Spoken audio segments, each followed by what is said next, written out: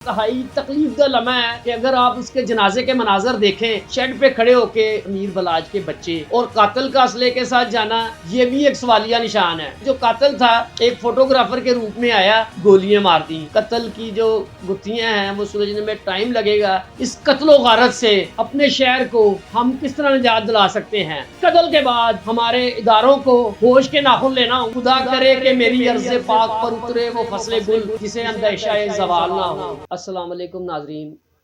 امیر بلاج کون تھا اور 30 سال کی عمر میں اس نے بہت زیادہ چیزیں دیکھی جو عام آدمی شاید اپنی پوری زندگی میں نہیں دیکھتا۔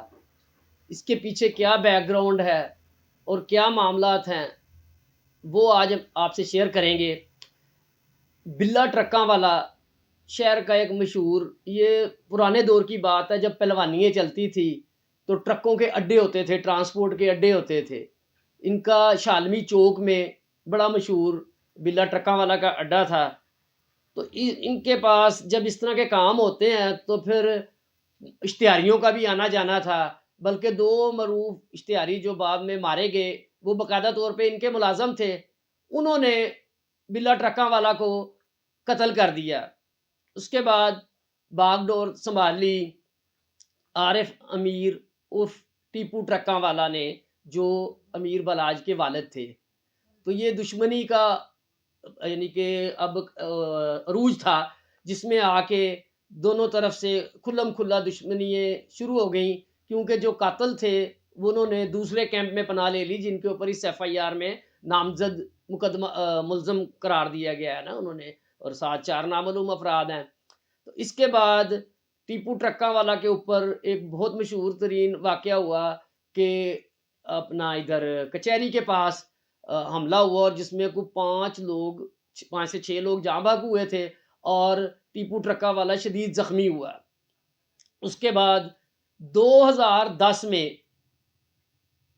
ٹیپو ٹرکاں والا کو لاہور ایئرپورٹ جیسے انتہائی حساس جگہ پر قتل کر دیا جاتا ہے۔ تو اس میں بھی انصابان کے ہی نام آئے، لیکن بعد ازاں پولیس کی تفتیش میں یہ بے گناہ قرار پائے، اور 2 بندوں کو سزا ہوئی تھی جس میں سے ایک کو سزائے موت ہوئی، اور جو بعد میں عدالت نے اس کو عمر قید میں تبدیل کر دیا، جو ابھی اپنی قید غالباً شیخو پورہ جیل میں کاٹ رہے ہیں۔ تو ناظرین، جس وقت امیر بلاج نے اپنے والد صاحب کی سیٹ سنبھالی تو یہ دبئی سے آئے اور عمر صرف 16 سال تھی۔ یعنی کہ یہ انتہائی تکلیف دہ لمحہ ہے کہ اگر آپ اس کے جنازے کے مناظر دیکھیں تو ایک شیڈ پہ کھڑے ہو کے امیر بلاج کے بچے جن سے ان کا باپ چھین لیا گیا ہے، تو یہ انتہائی کربناک صورتحال تھی کہ جب وہ 30 سالہ امیر بلاج منو مٹی تلے جا سویا ہے۔ تو کیا یہ سلسلہ اسی طرح چلتا رہے گا؟ اور اب امیر بلاج کی جو موت ہوئی ہے وہ ایک شادی کی تقریب میں، اور حیرت انگیز طور پر یہ ایک پولیس آفیسر کے بیٹے کا ولیمہ تھا، اس پہ گئے ہیں، اور جس سوسائٹی میں یہ فنکشن ہو رہا تھا ادھر اکثر ہمارا بھی آنا جانا ہوتا ہے، ان کے سیکورٹی کے انتظامات بہت زبردست ہیں اور درجنوں کے حساب سے سیکورٹی گارڈ ہوتے ہیں۔ اب اس سوسائٹی میں جانا اتنے گارڈز کے ساتھ اور قاتل کا اسلحے کے ساتھ جانا، یہ بھی ایک سوالیہ نشان ہے۔ اور ادھر جو شادی کی تقریب میں کافی پولیس کے حاضر اور سروس اور ریٹائرڈ افسران بھی موجود تھے۔ اب یہ بات تو روزے روشن کی طرح عیاں ہے کہ جو ادھر ہمارے پولیس کے اور جو شہر کے معاملات کرنے والوں کے آپس میں قریبی تعلقات ہیں، خوشیوں غمیوں کا ساتھ ہے۔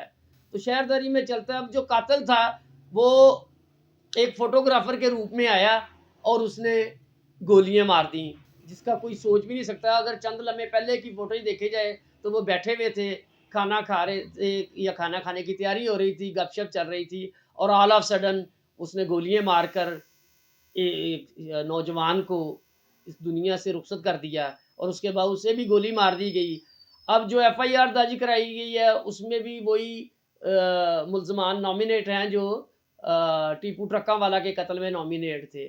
اب اس قتل کی جو گتھیاں ہیں وہ سلجھنے میں ٹائم لگے گا، لیکن سوچنے والی بات یہ ہے کہ ان دشمنیوں سے، اس قتل و غارت سے اپنے شہر کو ہم کس طرح نجات دلا سکتے ہیں. تو اس کے لیے کوئی نہ کوئی تو لایا عمل طے کرنا ہوگا. اگر جو لوگ لاہور شہر کی تاریخ کو سمجھتے ہیں تو 80s میں غالباً ادھر ایک لاہور شہر میں بہت بڑی دشمنی چلی تھی جو میاں کبیر اور شیخ اصغر وغیرہ کی تھی. اور آپ اندازہ کر لیں کہ اس دور میں شادمان چوک میں جو پاکستان میں یا لاہور میں غالباً کلیشن کوف سے پہلا قتل ہوا تھا وہ شیخ اصغر کا تھا، اور گولیوں کی تڑتڑاہٹ بہت دور تک سنی گئی تھی. اس قتل کے بعد شیخ شکیل اور کے مرڈر کے بعد جب دشمنی انتہا پہ چلی، میاں کبیر کو سزائے موت ہو چکی تھی، عدالت میں یعنی کہ گرفتار تھے، تو شہر کے جو بڑے تھے اس دور میں شہر کے میئر تھے میاں شجاع الرحمان صاحب، انہوں نے جب معاملے کی سنگینی کو محسوس کیا تو اس وقت کے گورنر پنجاب جنرل جیلانی صاحب سے ملاقات کی. تو اب ان کو شاید انڈرسٹینڈ نہیں کر سکے کہ اس میں وہ کیا رول ادا کر سکتے ہیں. تو اس کے اوپر انہوں نے جو اس وقت کے صدر پاکستان تھے جنرل ضیاء الحق صاحب، ان کے ساتھ ٹائم لے دیا، اور اس ٹائم ملاقات میں میاں شجاع الرحمان صاحب اپنے چھوٹے بھائی اپنا میاں مصباح الرحمان صاحب کو جو ینگ تھے ان کو ساتھ لے کر گئے اور ان کو صدر پاکستان کو اس معاملے سے آگاہ کیا کہ یہ کسی طریقے سے شہر سے یہ دشمنی کا خاتمہ ہونا چاہیے. تو صدر صاحب نے کہا کہ میں اس سلسلے میں کیا رول ادا کر سکتا ہوں. تو بہرحال مختصر پہ آتے ہیں، انہوں نے ایک حساس ادارے کے بریگیڈیئر صاحب کی ذمہ داری سونپ دی کہ وہ ساتھ کوآرڈینیٹ کریں گے. اور کرنا انہوں نے کہا کیا تھا کہ جب صلح ہو تو یہ جو میئر لاہور تھے ان کے بھائی انتہائی شریف خاندان ہے، تو اب جس طرح کی قتل و غارت ہو چکی تھی اس میں کسی شریف آدمی کی انٹرفیرنس کس طرح بنتی ہے، اس کو مذاکرات کیے گئے. تو ادھر شہر کی ایک معروف شخصیت 3 لوگ شامل تھے، جن میں میاں یوسف صلاح الدین کے والد میاں صلاح الدین صاحب تھے، میاں مصباح الرحمان تھے، اور اس دور کے ڈی سی یا ڈپٹی کمشنر لاہور تھے. تو ان کو جو حساس ادارے کے افسر تھے، بریگیڈیئر تھے، انہوں نے یہ کام کیا کہ ان کو مذاکرات کی ٹیبل پہ بٹھا دیا، پابند کر دیتے تھے، وہ آ جاتے تھے بیٹھ کے.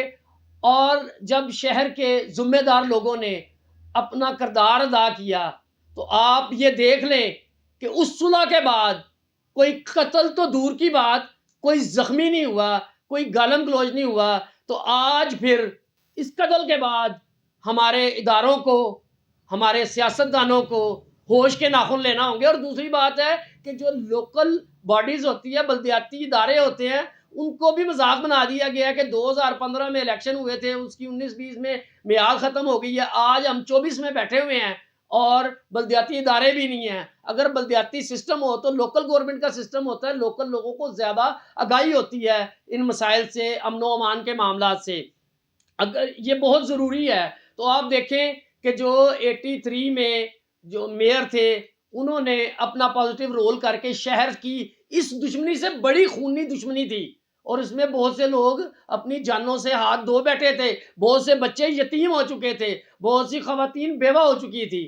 لیکن جب ریاست نے، ذمہ دار لوگوں نے اپنا مثبت کردار ادا کیا تو شہر کم از کم اس حد تک خون ریزی سے پاک ہو گیا. آج امیر بلاج اور ٹیپو کو ہم واپس نہیں لا سکتے، ٹیپو ٹرکاں والا کے بیٹے کو واپس نہیں لا سکتے، لیکن ایسا ماحول پیدا کر کے کہ اس کے بعد کوئی امیر بلاج منو مٹی تلے نہ جائے، اس دشمنی کی بھیٹ نہ چڑھے، بچے یتیم نہ ہو.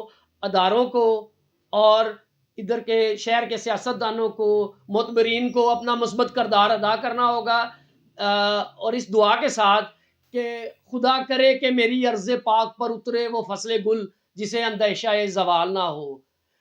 اس کے ساتھ ہی آپ سے اجازت چاہوں گا. اگر آپ کو ہمارا پروگرام پسند آیا ہو تو اسے لائک اور سبسکرائب کرنا نہ بھولیے گا۔ اس کے ساتھ ہی اجازت دیجیے، اگلے پروگرام میں ایک نئے موضوع کے ساتھ حاضر ہوں گے۔ السلام علیکم۔